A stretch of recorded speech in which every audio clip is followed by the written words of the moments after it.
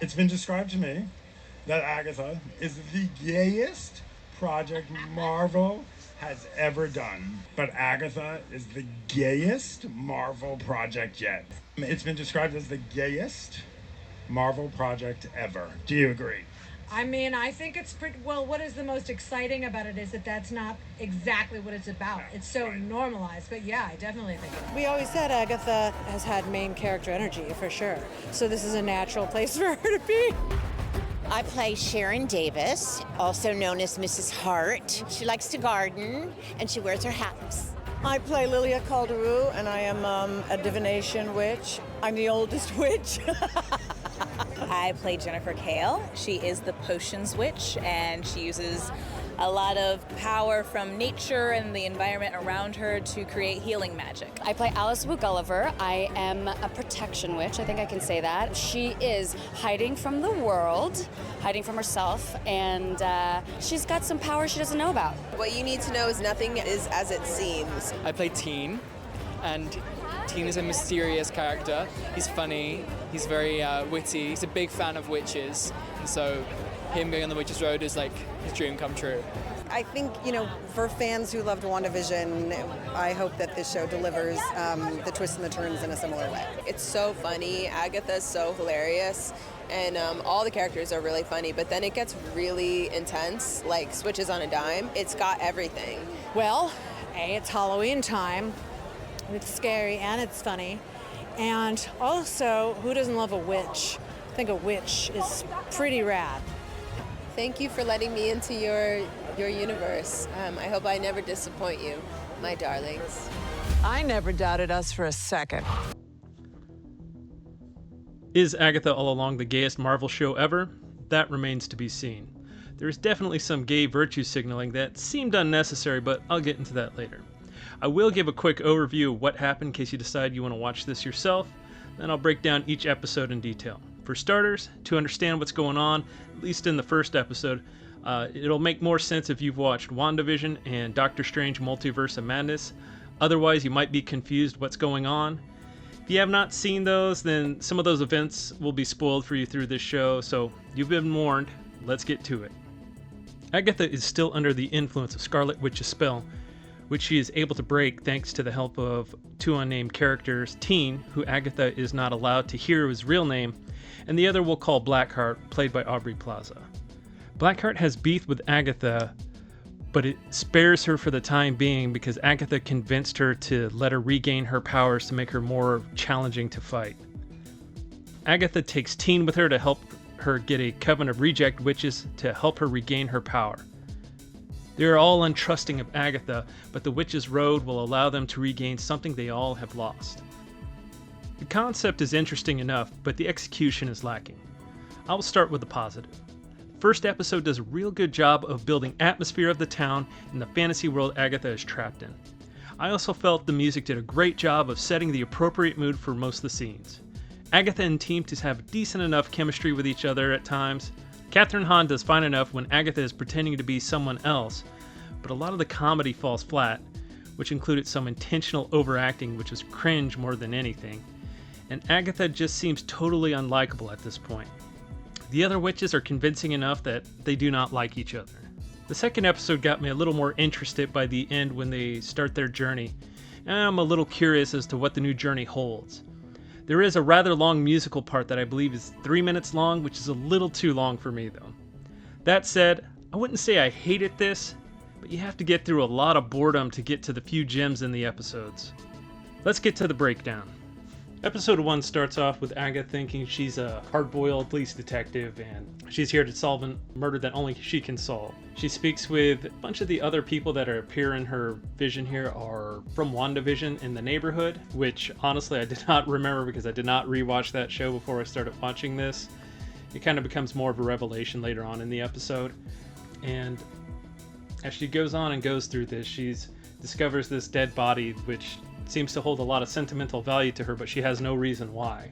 This is where I believe they set a pretty good atmosphere. The setting on a lot of this for the first episode while she's in this fantasy world is that she is very very grizzled and dark, and the music for certain scenes, like this one when she's uncovering the body, it just really kind of sets the mood, and it gets you kind of in the right space for what you're looking for, what in a police kind of procedural like this starts off being.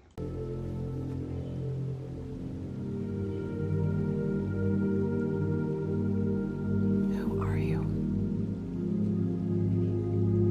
What happened to you? And in these moments like this, Catherine Hahn is able to do a really good job of just kind of showing either the surprise or the sadness. She seems to capture that pretty well. As we move on, they're trying to discover a library card that was found on the body. So Agatha comes into the library, starts questioning the librarian about it. And this is kind of the example of like the overacting that just kind of fell flat for me. And there's another one later with an interrogation scene that we'll look at. But it's just trying to move the plot along. And like I said, they are able to build up some mystery. This particular book that they're talking about was stolen 3 years ago. Nobody actually checked it out. And she's still trying to move forward and try to piece this puzzle together to figure out what happened, who killed this person, what exactly is going on here, and kind of what the whole sentimental value and why it's kind of like messing with her mind a little bit. Well, thanks a bunch for your help, Dottie. You've been an absolute angel. Incidentally, where were you last night between the hours of 1 and 3 a.m.? I guess I could run the book title. As they go through and she figures out the title of the book, she's able to discover, oh, looks like the book was burned. Somehow it was destroyed, almost like for some reason the evidence is being weird, why everything's being burned up and destroyed. And again, they were able to kind of create a pretty good ambiance here and get things going. Was everything destroyed? Every last copy.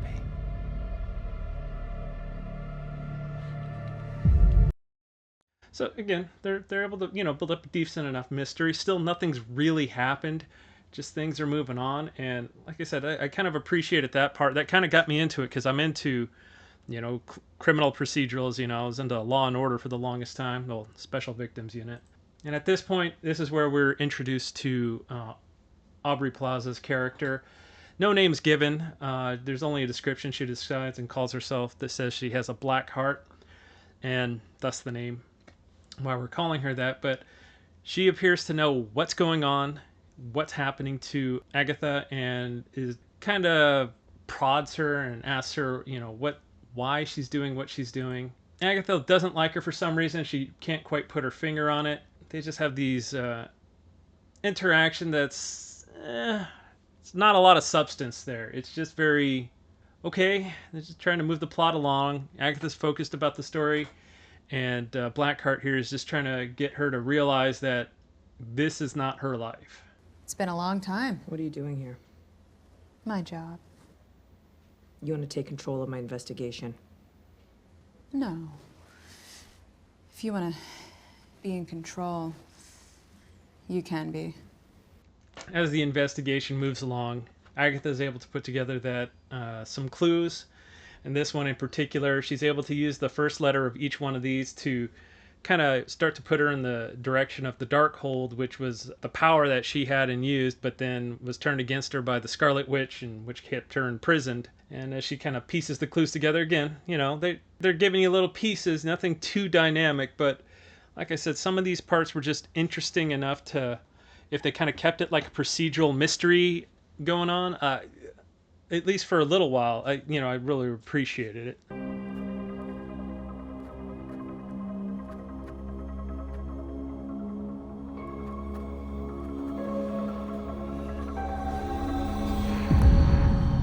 And again, she's shocked. Things in the real world are kind of messing with her head, and she's not quite understanding what's going on. And then Blackheart starts breaking down her world more to kind of help her realize that, again, this isn't what she thinks it is. Eastview. See, I thought you turned into a pumpkin that far afield. Hey, I travel. I'm worldly. Where have you traveled? Almost like she's giving her breadcrumbs. She's not fully letting her know, what's going on. And this is where we first meet Teen. He's breaking into her house. We're not sure what he's doing. He's trying to figure out what's going on, and She has to go on a little chase to catch him. Hey! What are you doing? What did you take?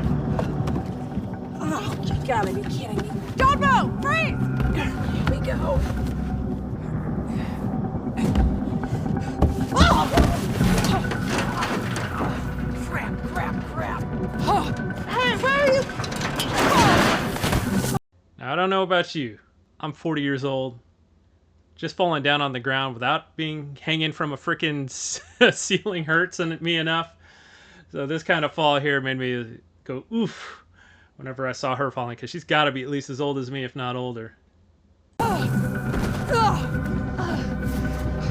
Stop! Please! Eventually, she's able to catch up to and catch Teen as he's trying to get away. And this, again, leads to some just super over-the-top acting, which I know is probably intentional because she's trying to play a role in this fantasy world, but god damn, man, it's just really cringe. It's tough to watch. So I'm going to make you watch it with me.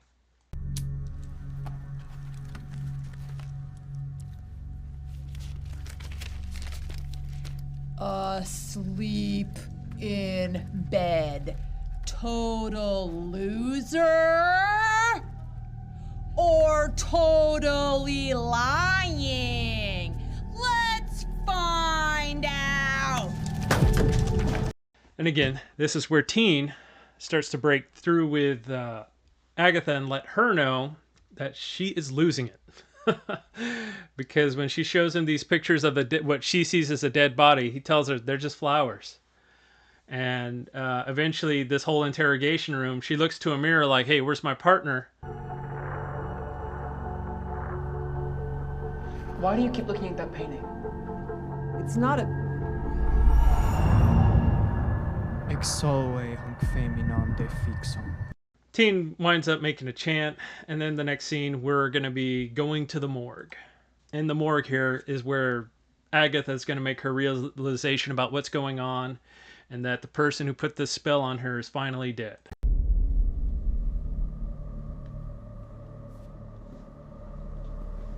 You're the color of...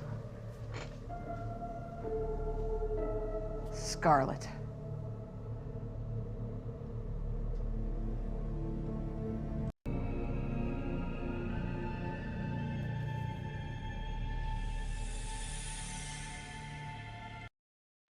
Wanda Maximoff. I know most people would have figured that out. Not me. I must be a freaking idiot. It didn't dawn on me at the beginning of this, but I was like, oh yeah, duh. The dead bodies of the Scarlet Witch, and that's probably what she's trying to figure out, is now that she might be able to break out of this spell. She then starts to unpeel everything. Blackheart's there to help her, let her know that she knows the name of her and that she's the other person who she doesn't know the name of. And while she's trying to figure it out, she starts taking off her clothes, and doing so, she's like basically shredding, into the old personalities that she was in WandaVision. Go ahead and breaking through, and then before she finally wakes up and realizes what's going on.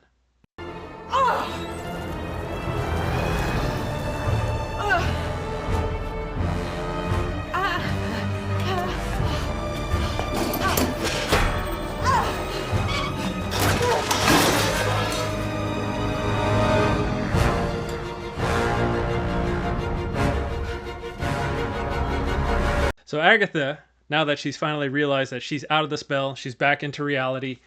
This is where she meets the people who are around her neighbors who she kept seeing in her little fantasy world that she was living in. And this is where it leaves it a little confusing, because it's kind of hard to know, well, what was the power of the spell? Because they evidently know, they mentioned that she's been on a true crime kick and everything that's going on, and they were just trying to help her along, and she calls them out and says, yo, you play dumb and pretend, let me be an idiot, essentially. Which I agree with, because it's like, if somebody's acting that crazy, you gotta get them either some professional help or something. But again, it's a little unclear, because she was evidently to see them all, but was she actually going into people's houses? Was she going into one of her neighbor's house, who she called the chief and was thinking that was the police station? I'm not sure what's going on here, but evidently she appeared to be mentally ill. But then we had kind of like a very unnatural conversation point between her and her neighbor here, and it just kind of leads, just a weird exchange of lines. Okay, besides the fact that you seem pretty lucid for a change. Aggressive even. Powerful. What did you say? I said powerful, but look, Agnes. And see, it's just a weird, just a completely weird dialogue to have between a neighbor. I get understanding that she seems intimidating, aggressive, very forward, something along those lines, to mention it. But I just can't imagine talking to someone and be like, "Huh, you seem very powerful." It's just such an unnatural dialogue line. It just seemed weird to try to get that to help her figure out what's going on. It just felt really unnatural. Agatha realizes that she's kidnapped Team. She didn't actually arrest him. He's tied up in her closet, and figures, oh, if you're real, then that other person must be real too, which she's about to encounter. And that means...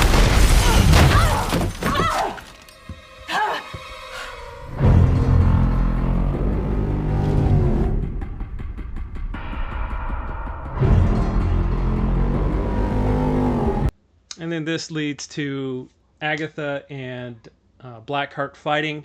Blackheart basically shows Agatha that she is now vulnerable. She no longer has her power, and she is ripe for the picking, but for some reason she cannot kill her, which Agatha mentions to her. And evidently it's against the code or for some reason or another, so they cannot kill each other, but she is allowed to make her suffer, I guess, if she really wanted to, because she threatens to do that. Agatha convinces Blackheart that to let her get her powers back because they would be more interesting that way. Okay, Agatha. But I'll be sure to tell them where to find you. Who? Specifically. The worst of them. The Salem Seven. I expect you'll see them at sundown. Agatha Harkness. We'll finally meet her end. Ugh, it really warms the heart. You don't have a heart. Yes, I do. It's black. And that's it. And that's pretty much the end of the first episode. Agatha needs to try to band together some witches so she can go down the witches' road, which we'll unveil in the next section. Tina is trying to talk Agatha into letting him come with her because he wants to go to the witches' road, and tells him no, that he can't. Well, first she denies it doesn't exist, but then now at this point she's like, no, you can't handle it, you won't go down the witches' road. But he mentions that he's the one who broke the curse that she was under, and now that the reason why she's free, and she was impressed that he broke the Scarlet Witch's curse.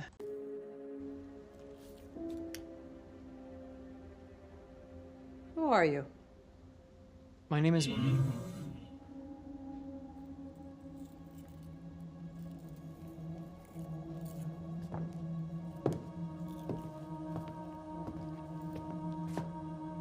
Say again.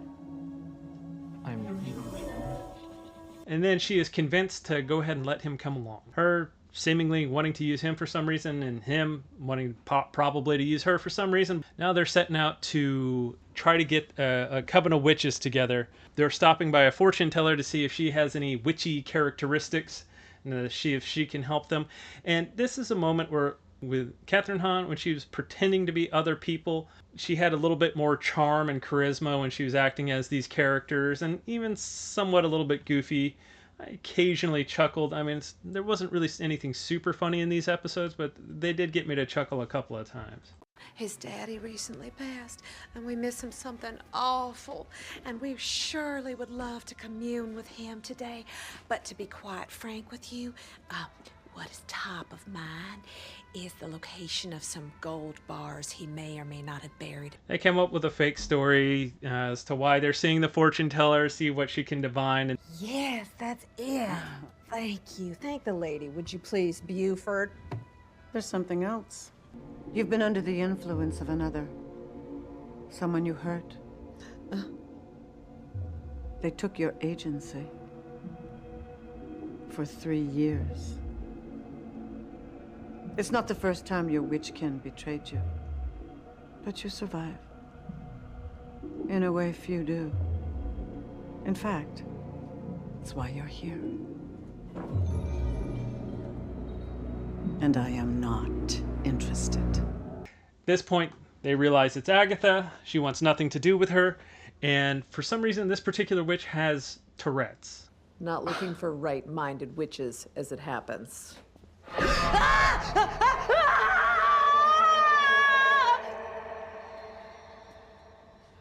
Looks like we came to the right place.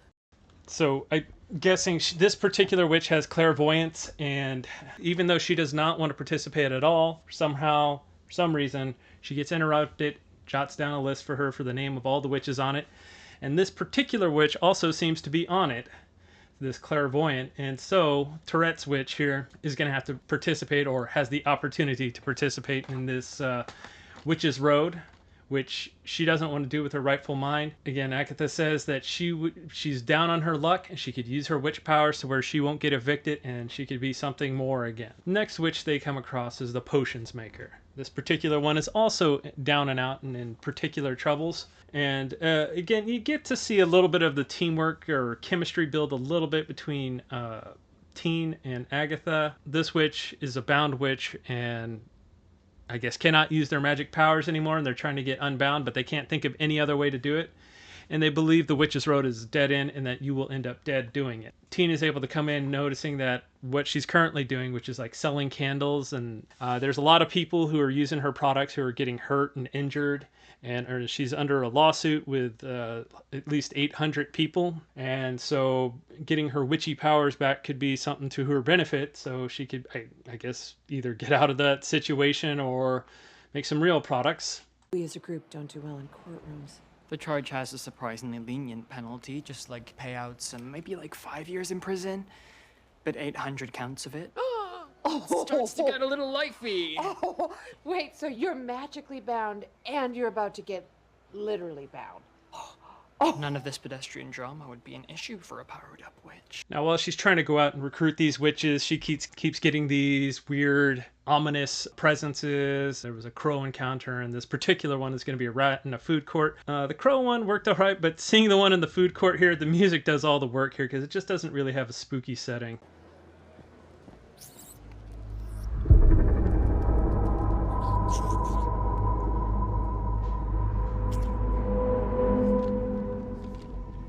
Building up that something's going to go down here at some point. After the food court, they're seeking out this particular witch who is a protector. She's currently working in, I would say, a hot topic as a security guard, and they're able to, well, basically get them fired from their job.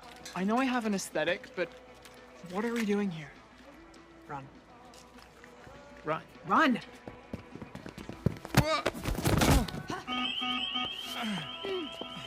Alice Rue Gulliver, I'm Agatha Harkness. This is my familiar Toto. We need a protection witch to join us on the Witch's Road. What do you say? They're able to make it look like that she, I guess she pulled whatever item that he was stealing out of the pocket and just made it look like she attacked him. She gets fired. Agatha tries talking her into joining the coven. She walks off, says it's bull lore and wants nothing to do with it, as much like the other. At this point, there should be one more name on the list, but Agatha refuses to give it to Teen, let him know, and says they don't need this last witch. Gang's all here. Let's hit the road. Wait, where's our green witch? Oh, do we really need one of those? Of course we do. Says who? The ballad. Wake thy power, earthly and divine. No, I've heard it. Earth magic is arguably the most important skill set for an attempt at the road. Last witch on the list. It wasn't a name. It was a heart. A heart? A black heart. Agatha doesn't want to actually talk to Blackheart, so it would seem. They never clearly define that. So instead of doing that, she finds one of her neighbors. Agnes? Well, you look fabulous. Oh, thank you, Mrs. Hart. No, it's Mrs. Davis, dear. Oh, no, right. Mrs. Hart was what Wanda, So, yeah, I was just wondering if you'd like to come to a little party I'm having tonight. A party? Really? Yeah. Oh, I haven't been to a party since Mr. Davis passed away. Are you in or you out, Hart? Oh, well, I think I'm gonna grab my purse. This point, they finally get everyone together. Mrs. Hart clearly does not know anything about witches because she doesn't know what the song is, but she's just kind of going along with them. Now, while this is going on, Teen is out trying to set some things up in the house, and then when evidently the whatever this entity is, I think it was the 7 Salem witches or something like that, is going to be coming after him, and it looks like we have an encounter with some sort of ghostly thing. I hold death's hand in mine. Are you seeing this? Primal night, give it sight, familiar by thy side. If sun be gone, carry on, spirit as our God. And with that, while they're singing, they're trying to summon a door that'll lead them to the Witch's Road. Teen is going to be up in the room, setting things up, trying to protect them, to be honest, to keep the Witch League things from coming. And when they finish singing the song, nothing is there. They don't see anything. And they're very disappointed, to say the least. Disappointment. I'd say you should burn like the rest of them, but that would be a waste of kindling. Enough! You need to shut up! Go to hell. Make me! Wait! Huh? This is a power grab. She wants us to attack her. What? You brought us here hoping our proximity, coupled with your cruelty, would get you a spark you could steal. You had no intention of bringing us on the road. It's not my fault. Only a true coven can open the door. Oh, I don't have time for this! Just blast me, you bitches! What is that?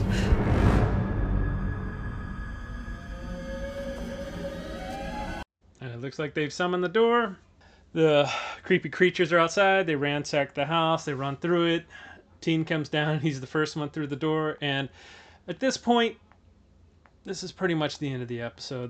They make their way through the door. The path back is sealed up. And as they go down, they do kind of show this kind of interesting dark atmosphere, which could be interesting. So this is kind of what's got me interested in possibly wanting to watch that 3rd episode.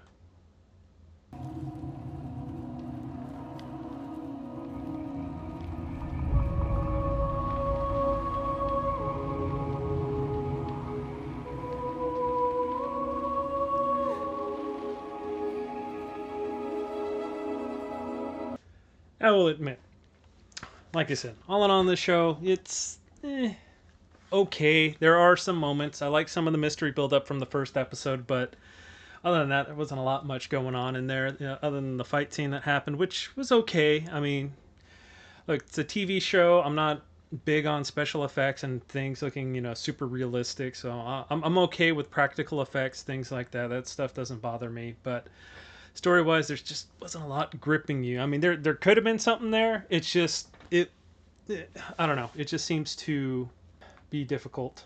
But I will say that there are, now this stuff doesn't bother me as much, but I do want to at least mention it because I know to some people it does make matter to them.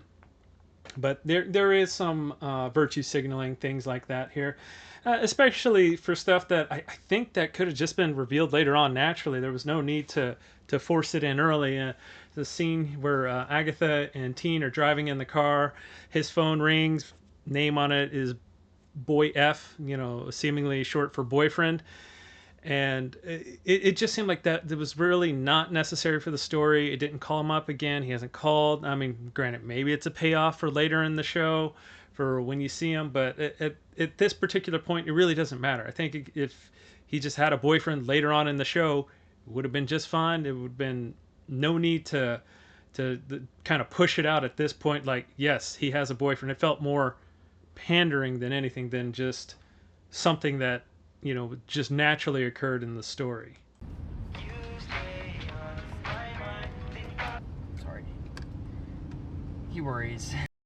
Again, just I didn't think that was needed. I didn't think that was necessary. I think they could have just naturally built that out, and there was no need to kind of force it in with a call, especially since the call was of no consequence and he didn't keep calling him or ever actually get in touch with him through this episode. And especially now it seems like they're transported into another world where, I mean, unless they're just setting it up for something else and I just haven't seen it yet, but for now that just seemed a little unnecessary. But other than that, for me, that was, the only pandering part. This, I don't know, this seems more geared towards, if I had to guess, maybe an older female audience, because there were some jokes, things like that. They mentioned, you know, women and what they do and some things like that I didn't understand. So it could be, if you're a woman, you would get it and relate to more of this information. For now, I think I'll still give it I'll try episode 3. We'll see what happens there. But right now, I'm just like, it's just more of a meh.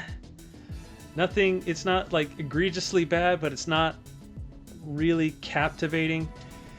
And especially by the end, Agatha is just not a very likable character. I don't feel anything towards her. It, you know, maybe it's just me, but I just don't feel anything towards this character. And I just also watched Penguin, and the Penguin did a really good job of not only showing you a bad guy and a bad guy who does bad things, but then at the same time getting you to want to kind of root for him. So I'm not seeing that force as of right now. Right now, she's just a bad person who's trying to get her powers back and do stuff for herself. And like I said, it's early on. I can understand the building up to that, but at the same time, with, you know, limited amount of episodes, things like that, you kind of escalate this stuff quickly, because you only have 9 episodes to do it. And just my opinion, I would just say I would wait until more episodes come out, check out reviews for then. If it starts getting better by about 3, 4, you know, maybe jump in. But as of right now, I wouldn't suggest watching this right away. I would suggest hold off, wait till a few more episodes are out, and then once you get a more clean-cut view of everything that's going on, then we can see whether or not if this is something you really want to dive into or not. But that's just all I have to say about this for now. I hope you guys enjoyed it. Please let me know what you guys think in the comments. If you've seen the show, if you have any concerns about it, if there's things you like, you didn't like, things you didn't agree with me on, things you agreed, let me know. I'd like to know in the comments. For now, take care.